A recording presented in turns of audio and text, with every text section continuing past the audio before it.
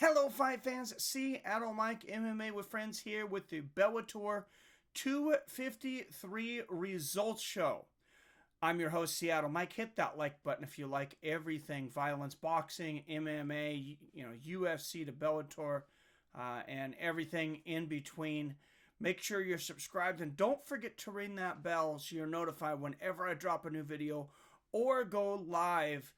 Like just a few days from now, this Saturday, when Deiveson Figueiredo defends his title against Alex Perez, and Valentina Shevchenko makes her return to defend against Jennifer Maia. That's a great card.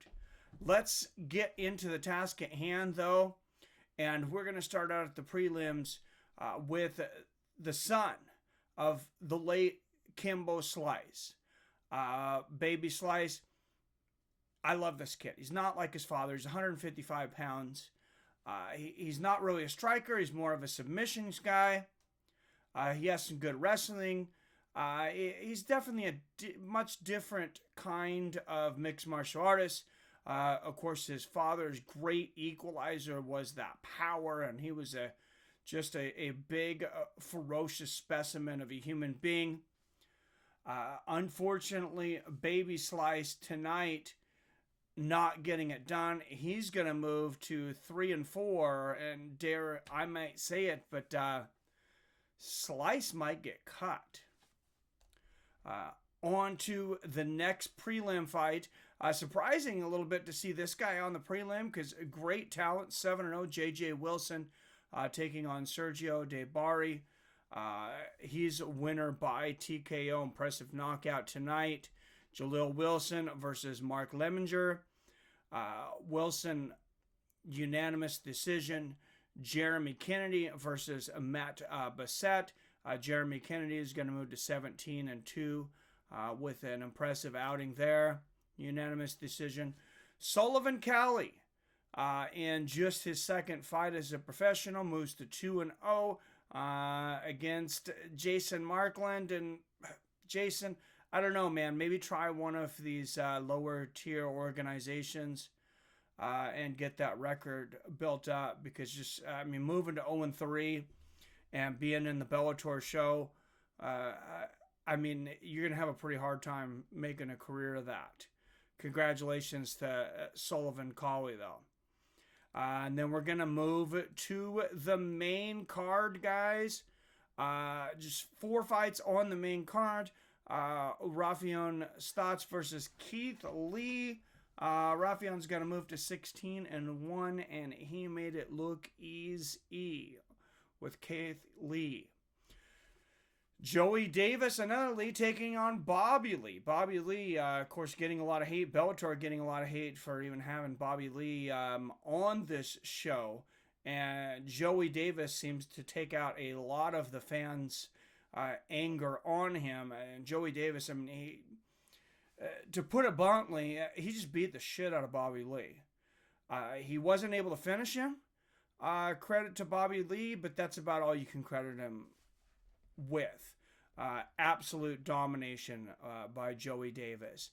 Bendo returns. Benson Henderson taking on former LFA welterweight champion Jason Jackson. And we have a saying on this show, guys, that MMA is kind of like sex. If you don't finish, what's the point? And it's kind of a joke. It's not like I hate fights that don't have finishes, because I definitely don't. I just want to see good fights.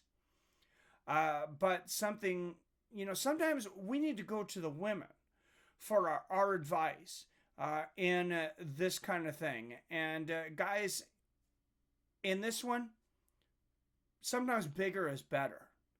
Benson Henderson taking this fight on short notice. Welterweight co-main event. Fought last at lightweight at 155. And the size difference,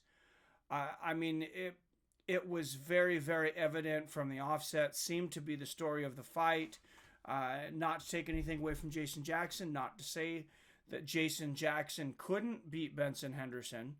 If Bendo beefed up and had a proper training camp and went to welterweight. It's still a big feather in his cap, but also you got to give credit to Benson Henderson stepping in on very short notice, jumping up 15 pounds in weight. And then we had the main event, guys. This featherweight Grand Prix, outside of the UFC, this is the talk of the town. This is the talk of MMA right now. It is the Bellator Featherweight Grand Prix. Once you get past the UFC, they're the major leagues. They're the big dog. But after that, for the underground MMA, for the hardcore, whatever you want to say, that realizes there's something that exists besides just UFC. As much as I love them, this was a great one. Aj Mckee coming into this one undefeated, 17-0. Darrion Caldwell, former bantamweight champion. Now, of course, bantamweight 135, so we're jumping up 10 pounds. Darrion Caldwell, I think most people still expected him to get this. Aj Mckee, he has just been a man on a mission. And he, locked in a slick submission. A lot of people were going to say guillotine, but there was a lot more than the guillotine to this. He had it locked in figure four with the legs. He had it locked front and center with the arms. You might call it the master lock choke. There was not a whole lot of space for Darrion Caldwell to escape. And Aj Mckee wins the semifinals in the featherweight Grand Prix. What does that mean? Aj Mckee will take on Patricio Pitbull Fajea for the featherweight championship. The tournament is over except for the one match. The championship is here, and I am extremely excited. Aj Mckee moving to 18-0. Patricio Pitbull Fajea, he knocked out Michael Chandler in a minute and 1 second. This guy, when he becomes a free agent, Bellator is going to have to take a truckload of money and dump it to keep Patricio around. Aj Mckee, not only does he have a shot at spoiling that party, but he has a big shot at becoming the guy, becoming the Cinderella free agent that everybody's fighting over. And couldn't happen to a better kid. This kid is so well disciplined. He's such a good person from everything I've seen inside and out of the cage. The pedigree, the MMA pedigree in his family. I've talked to his father. His father, super nice, approachable guy. Also became one of the oldest guys to get a victory in MMA, I believe, if not the oldest, on the same card as his son, 53 years old. Anyways, guys, you want to see that choke? Look down in the link below, and there is a link to this entire fight. The video is only 8 minutes and something, so you guys should have time to watch it. But I'm going to put the link down there below, and it's going to link you to a video posted. I'll give credit to, I believe it was the CBS Sports Network, which is where Bellator has moved to. If anybody was wondering, if you were out there still trying to see if Spike existed, or if you were trying to see if Bellator was still on Paramount, they are not. They are still over there on DAZN. If you've had that the whole time, DAZN hasn't let us down.